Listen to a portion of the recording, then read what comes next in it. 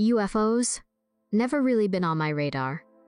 A report here, a headline there, but my curiosity stops at the odd anecdote. UFO stories I find major in mystery, minor in answers. It's all about the hype, not the how. Take this documentary on details, and they use that word with heavy irony, about a guy claiming alien harassment, alien pursuit. One scene, pure Kemetic gold. A hullet alien mask, waved outside a window, filmed with deadly seriousness. Close encounter. More like a hollow hoax. Still, this doc got me hooked. I dived into UFOs, a whole new world. Alien abductions, government plots, alien labs, pure X, files rejects. But then some real head scratchers, stories you just can't explain. No, I don't think Earth's a galactic getaway. But these tales are wild. Let me on to 1947 to get the full picture. The summer of 1947 buzzed with whispers of strange aerial phenomena, with reports pouring into newsrooms and official channels across North America. The catalyst for this UFO frenzy was a pilot named Kenneth Arnold. On the 24th of June, as Arnold piloted his aircraft above the rugged peaks of the Cascade Mountains in Washington state, his eyes caught sight of 9 objects shaped like discs, streaking across the vast expanse of the sky. Unbeknownst to him, his unassuming account would etch the phrase, "flying a saucer," into the popular lexicon. These gleaming, disc-shaped craft seemed to be hurtling through the air at an estimated 2,000 kilometers per hour, a speed far beyond the capabilities of any contemporary aircraft.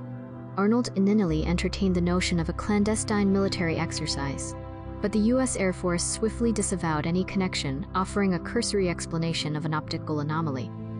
But the story refused to fade.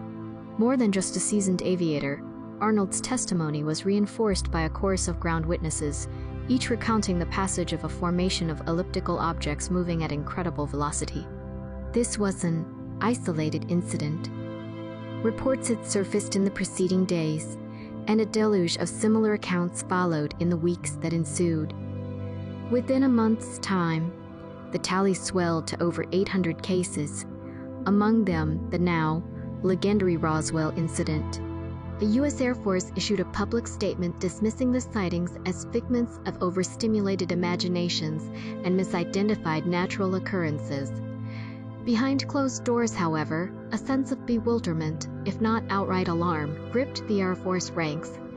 In a matter of mere weeks, hundreds of disparate individuals, ranging from high-ranking military personnel and esteemed scientists to accomplished engineers, influential politicians, and veteran pilots, a growing sense of unease settled over both the public and the intelligence community. A shared suspicion that something truly inexplicable was traversing the heavens. In the waning days of June 1947, shrouded in secrecy, the U.S. Air Force launched a preliminary inquiry into the burgeoning wave of UFO sightings, harboring suspicions that some of these enigmatic aerial phenomena might represent incursions by foreign powers or even extraterrestrial visitors. By late September, the specter of advanced aeronautical technology loomed large. While a substantial portion of the reports could be readily attributed to natural occurrences, a subset of these UFOs displayed flight characteristics, astonishing maneuverability, and evasive tactics that defied any known terrestrial explanation. Whispers circulated that these seemingly engineered craft might be components of a highly classified military endeavor, either originating from within U.S. borders or from a rival nation. The post-war anxieties surrounding Soviet acquisition of German technological advancements fueled fears that Moscow had clandestinely developed sophisticated aircraft capable of breaching American defenses. This atmosphere of uncertainty and Cold War paranoia gave rise to Project Sign, a clandestine operation charged with assessing the potential threat posed by UFOs to national security. Despite numerous plausible explanations put forth by project personnel, a select few meticulously documented and highly credible UFO encounters remained stubbornly resistant to any conventional interpretation by the summer of 1948. These perplexing cases were simply classified as unknowns. Through a process of deductive reasoning, Project SIN arrived at the conclusion that the most compelling explanation for the most baffling cases pointed towards the extraterrestrial hypothesis. In essence, the unknowns appeared to originate beyond the confines of Earth. This conclusion, however, met with swift and decisive rejection upon its arrival at the Pentagon. The notion of an interstellar origin was deemed lacking in empirical support, consigning the report to oblivion. Project SIN was subsequently dissolved, and the ensuing inquiries proved unable to definitively determine the true nature of these instapygnons. Project Signu's successor, the now infamous Project Blue Book, ultimately offered the anodyne conclusion that the statistical probability of UFOs representing technology surpassing our own was negligible. Peed on the premise that the overwhelming majority of UFO sightings stemmed from misidentification of natural phenomena, the inference was drawn that all such sightings could be similarly explained. Consequently, with the perceived absence of a tangible national security threat, funding for UFO research was officially and unequivocally terminated.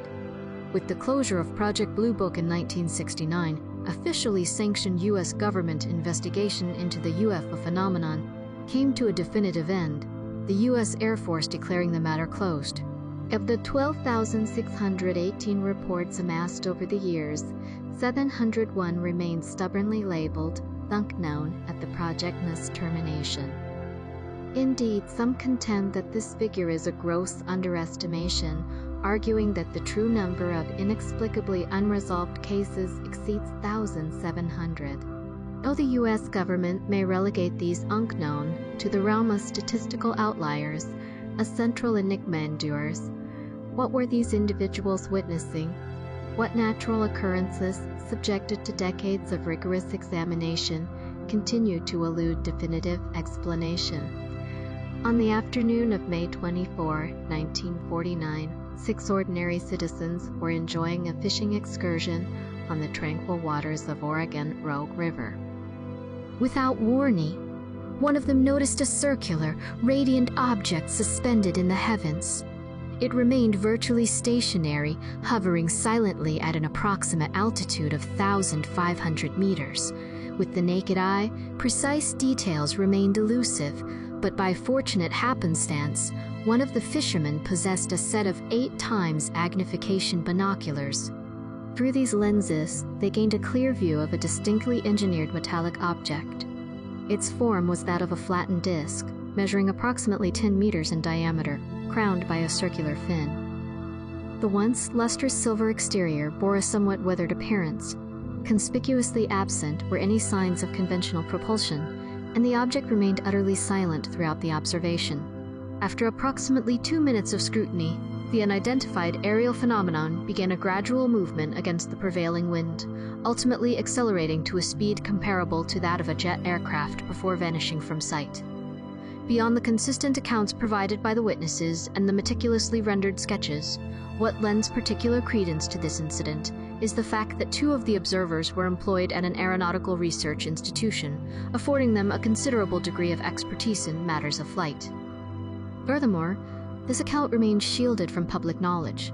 This detail is of paramount importance, for if this were a fabrication, one would reasonably anticipate the individuals responsible to seek publicity. Yet, these witnesses steadfastly refused any interaction with the media. The narrative only surfaced years later, through the diligent efforts of UFO researchers who unearthed documentation exposing Project Blue Book's rather perfunctory dismissal of the event as a case of mistaken identity involving either an aircraft or a meteorological balloon. Thus, the only remaining requirements are a disc-shaped aircraft capable of sustained flight, or a self-navigating balloon impervious to wind currents. A cursory examination of UFO literature will invariably lead one to encounter a frequently invoked explanation: weather balloons. This explanation has indeed been applied to several high-profile cases. The Battle of Los Angeles, attributed to balloons; the Roswell incident, explained away as top-secret balloons; the Mantell incident; Once more, the ubiquitous balloon theory. For advocates of the extraterrestrial explanation, the weather balloon explanation often presents a formidable challenge. However, the explanation takes on a decidedly comical dimension when the very individuals reporting the UFO are engaged in the act of launching balloons themselves. On the 24th of April, 1949, a group of 5 ballooning aficionados were conducting a weather balloon launch in the vast expanse of the New Mexico desert, meticulously tracking their own balloon's ascent with a specially designed telescope. Abruptly, the telescope operator's attention was drawn to a separate aerial phenomenon, prompting him to alert his companions, all of whom subsequently witnessed the unidentified flying object with the unaided eye. The object presented an elliptical profile, exhibiting a color palette of white, silver, and a subtle yellowish hue. The absence of any discernible landmarks precluded accurate estimations of its altitude and dimensions, yet it appeared to traverse the sky at an extraordinary altitude and velocity, rendering telescopic tracking a considerable challenge. The object maintained its presence for approximately 1 minute before abruptly halting its horizontal trajectory and executing a rapid, near-vertical ascent into the azure expanse, ultimately vanishing from view. Notably, this aerial maneuver was executed in complete silence and against the prevailing wind. A remarkably analogous event transpired almost exactly 1 year earlier, on the 5th of April. 3 ballooning aficionados, engaged in the observation of a weather balloon within the confines of the New Mexico desert, encountered a UFO exhibiting rapid movement. The object presented a circular form, its surface displaying a combination of white, gray, and gold hues. It executed an erratic trajectory across the sky, culminating in a vertical rotation lasting approximately 30 seconds before abruptly vanishing from sight. The stark silence of the desert landscape served to accentuate the anomalous nature of the UFO's movements, which were performed without any discernible auditory accompaniment. On the 16th of January 1951, 2 balloon enthusiasts, accompanied by a contingent of pilots and civilian observers, witnessed the appearance of 2 UFOs in close proximity to their own balloon, which had by that point ascended to an altitude of 35 kilometers. Despite the balloon's substantial diameter of approximately 30 meters, the 2 UFOs appeared to dwarf it in size by a factor of 3 to 5, seemingly positioned above it in the sky. These objects possessed an elliptical shape and a color scheme of white and gray. They maintained a circling pattern around the balloon for approximately 40 seconds before accelerating to an astonishing velocity and disappearing into the vast expanse of the horizon. These instances represent but a fraction of a larger collection of similar occurrences. Despite the witnesses' considerable expertise in the identification of airborne objects, the nature of their observations remained utterly inexplicable. In the waning hours of the 19th of July, 1952, just before midnight, an array of 5 to 10 unidentified targets materialized on radar displays in and around the nation's capital, Washington, D.C., with no scheduled air traffic in the vicinity and no adherence to established flight corridors.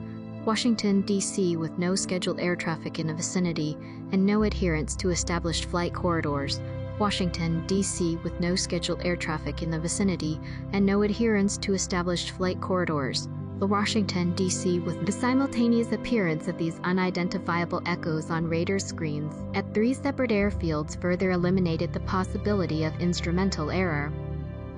Information soon followed, revealing the objects to be luminous orbs navigating the night sky at a deliberate pace. After a brief interval, these objects commenced a rapid dispersal, traversing the nocturnal canvas above Washington, D.C. at extraordinary speeds. Their trajectories encompassed the airspace above iconic landmarks such as the White House and the Capitol building, as well as numerous other restricted zones, in a seemingly random and unidentical fashion.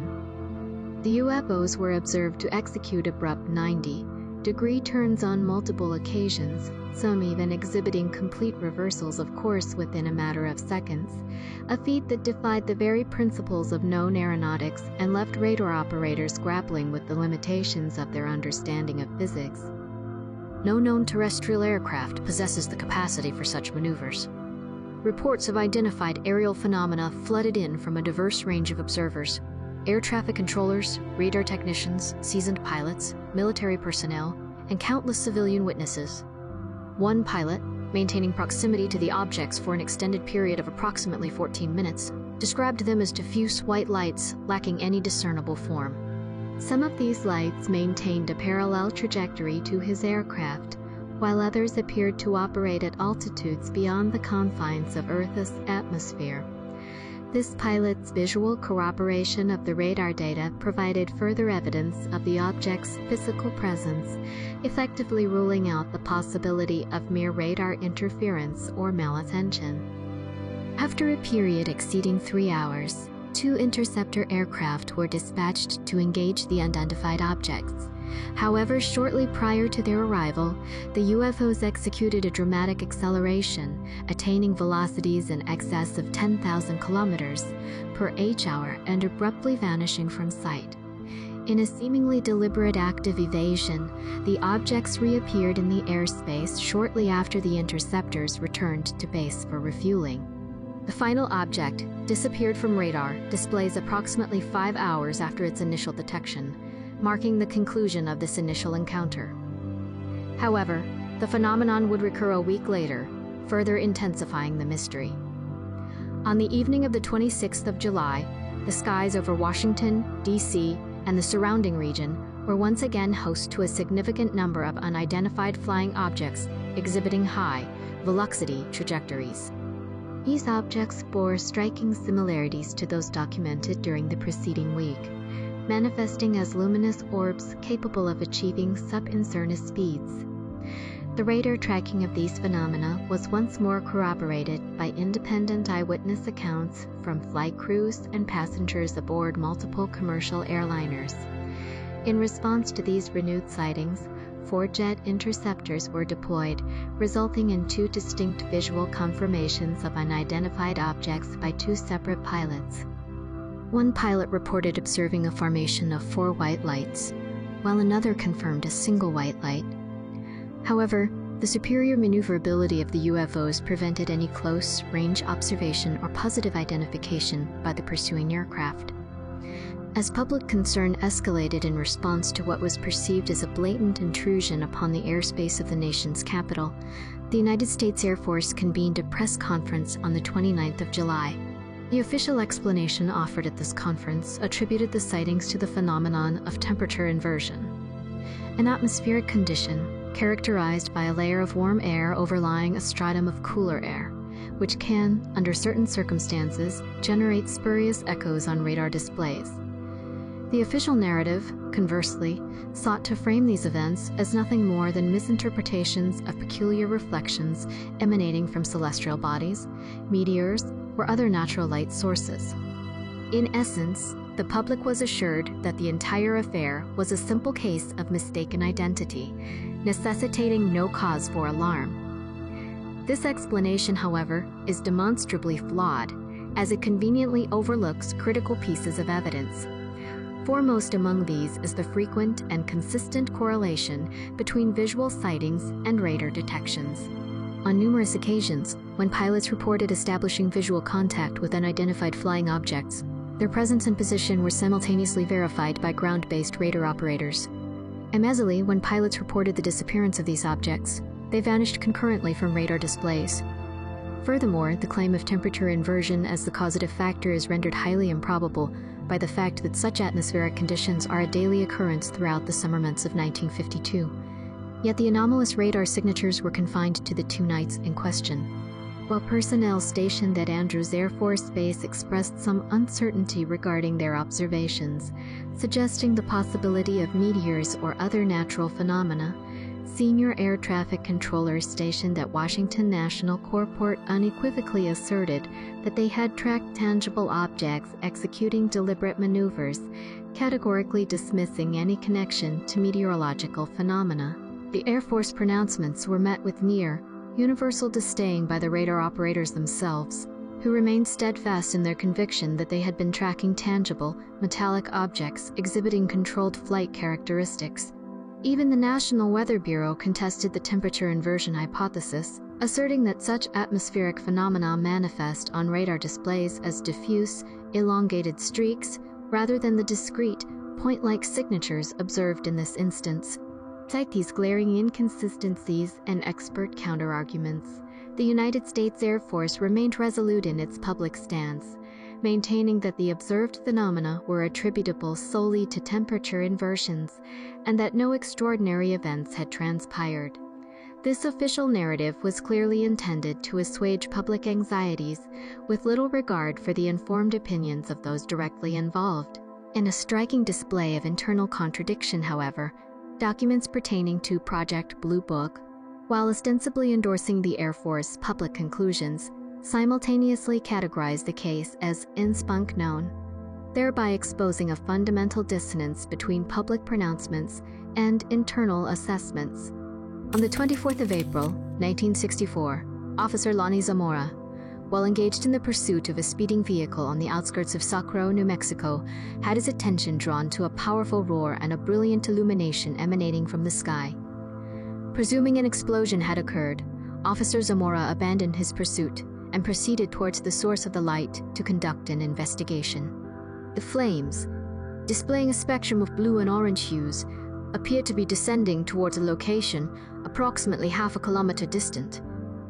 Following a challenging traverse across uneven terrain, his attention was drawn to a white and silver object situated approximately 200 meters distant. Mistaking it for an overturned vehicle, he observed two figures clad in white coveralls standing nearby. These figures appeared taken aback by Zamora's arrival, fixing their gaze directly upon him. However, upon cresting a small rise in the terrain that momentarily obscured his line of sight, the figures had vanished. Zamora now had a clear and unobstructed view of the object, revealing it to be not a car, but rather an ellipsoidal structure supported by four substantial metallic legs. This white ellipsoid, measuring approximately 5 meters in diameter, displayed a distinct red insignia on its lateral surface. Proceeding on foot towards the object, Zamora, at a distance of approximately 30 meters, was startled by a series of loud, percussive sounds reminiscent of a door being forcefully closed, immediately followed by the expulsion of a bright, smokeless flame from beneath the craft, resembling the flame of a welding torch. The flames, once again exhibiting a blue and orange coloration, were accompanied by a rapidly intensifying roar. The object then commenced a slow, deliberate ascent. At this juncture, a sense of apprehension gripped Zamora, the intensity of the noise leading him to believe that the object was on the verge of exploding, prompting him to seek refuge behind his patrol car. After a brief interval, however, the object stabilized, achieving a stationary position approximately 6 meters above ground level. Subsequently, the object's velocity began to increase steadily until it receded into the distance, while Officer Zamora's close encounter provided the most detailed account. Corroborating evidence emerged from numerous independent witnesses who, prior to media coverage of the incident, reported observing an oval, shaped, unidentified flying object accompanied by blue flames. One such witness described an oval UAV descending, pursued by a police vehicle. Within minutes, a second law enforcement officer arrived at the scene, followed shortly thereafter by representatives of the Federal Bureau of Investigation and the United States Air Force. The purported landing site underwent a comprehensive forensic examination, including photographic documentation. Upon the arrival of the initial responding officers, the ground cover, consisting of grass and brush, exhibited clear signs of recent combustion, with charred remnants still smoldering. Notably, some of the affected vegetation is known for its inherent resistance to ignition. Investigators also documented the presence of 4 distinct wedge-shaped impressions in the soil, appearing remarkably fresh due to the displacement of dry topsoil, exposing the underlying moist substrate. A collection of footprints was also identified within the rectangular perimeter defined by these impressions. Despite the thoroughness of the investigation, several key aspects remained unresolved. No helicopter activity had been reported in the vicinity. The insignia observed on the craft remained unidentified. No evidence of radioactivity was detected at the site. radar records revealed no anomalous activity coinciding with the event. An analysis of soil samples collected from the landing zone yielded no traces of chemical propellants. Allegations of the collection of vitrified sand, indicative of exposure to extreme temperatures sufficient to fuse sand into glass, have been made, though these claims remain contested and difficult to definitively verify. Notwithstanding this ambiguity, no investigator involved in the case entertained the possibility of a fabrication or hoax. The observed cluster of footprints was notably confined to a limited area and did not radiate outward from the locations of the ground indentations. The hypothetical scenario of Zamora orchestrating the event, creating the distinct indentations and igniting the notoriously fire-resistant vegetations, would necessitate an execution devoid of any extraneous traces or footprints, save for the concentrated cluster situated near the center of the affected area. Individuals acquainted with Zamora, particularly those who conducted interviews and interrogations, consistently attested to his unwavering credibility. Crucially, despite ample opportunities to exploit the notoriety of the sighting for personal gain, Zamora consistently refrained from doing so and demonstrably expressed discomfort with the public attention the incident attracted. No evidence suggestive of a hoax was ever uncovered, and Zamora's reputation for integrity remained untarnished until his passing decades later. The investigation conducted under the auspices of Project Blue Book ultimately yielded no conclusive explanation. The most parsimonious explanation proposed is that Juani Zamora's encounter involved a highly classified experimental aircraft undergoing testing. This hypothesis finds resonance with local residents and was even entertained by Zamora himself. Given the geographical proximity of the highly sensitive White Sands missile range, this possibility cannot be readily dismissed. However, the unconventional design characteristics and the demonstrably advanced performance capabilities of the observed craft continue to present a significant challenge to this interpretation. Predictably, official channels within the military establishment categorically denied the existence of any such aircraft. Many years subsequent to the incident, the Air Force captain tasked with leading the initial investigation recounted receiving a peculiar telephone communication. A high-ranking officer stationed at the Pentagon contacted him directly to inquire about the specifics of the case, a circumstance he found highly unusual. He expressed his perplexity at the intervention of a colonel on such a matter, prompting him to question the underlying motivations for such keen interest. This then raises a pertinent question that has become a staple of contemporary UF discourse. Given the proliferation of high-definition camera technology readily available to a substantial portion of the global population, why is the corresponding abundance of high-fidelity UFO footage conspicuously absent? This line of reasoning is not unfamiliar, and its initial appeal is undeniable. While the accessibility of photographic and videographic technology has undeniably increased, accompanied by a marked improvement in image quality over recent decades, a parallel advancement in the sophistication of forgery techniques has also occurred.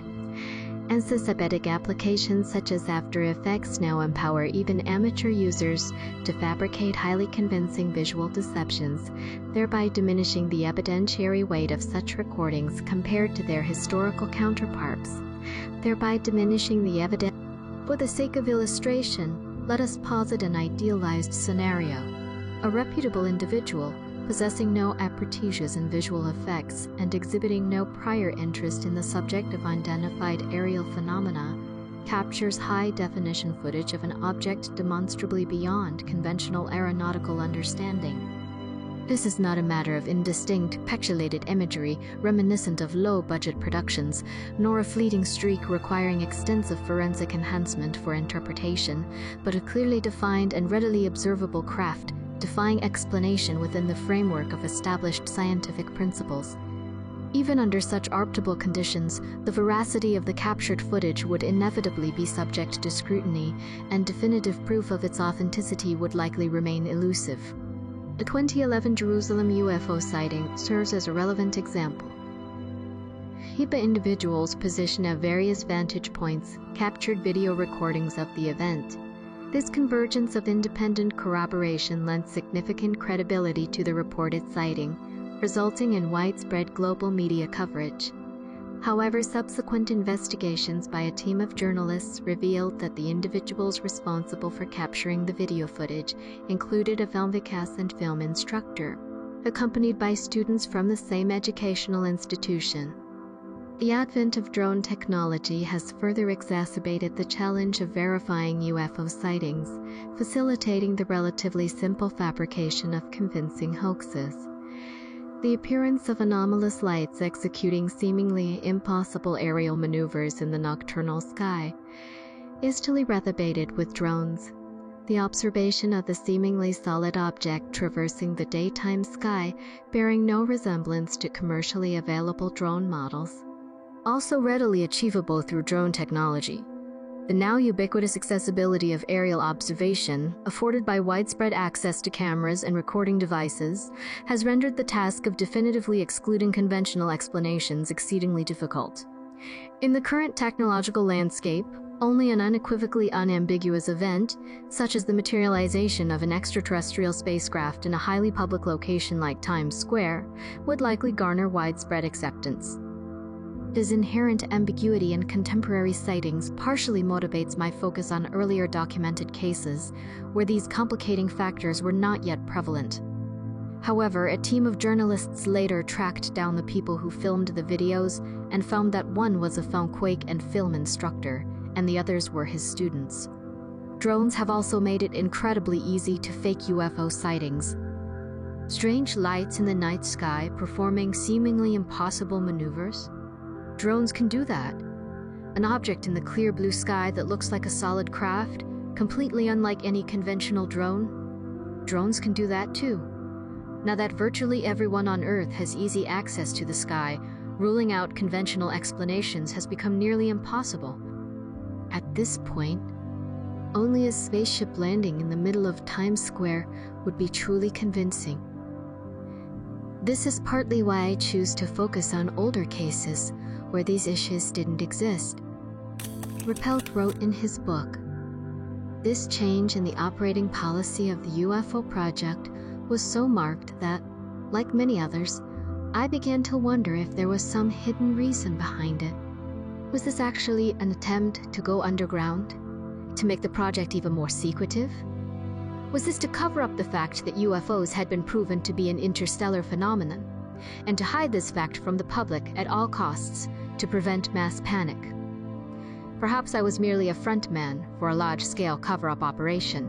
Ruppelt was of course only speculating, but considering he was once the head of the operation, it does raise suspicions about whether there might be some truth behind these concerns.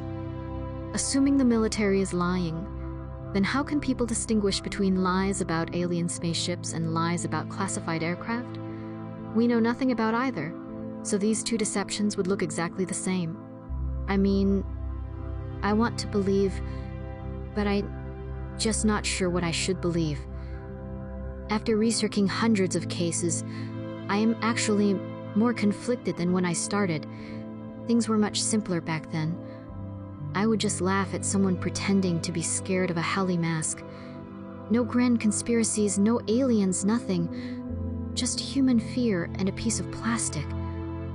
Those were simpler times.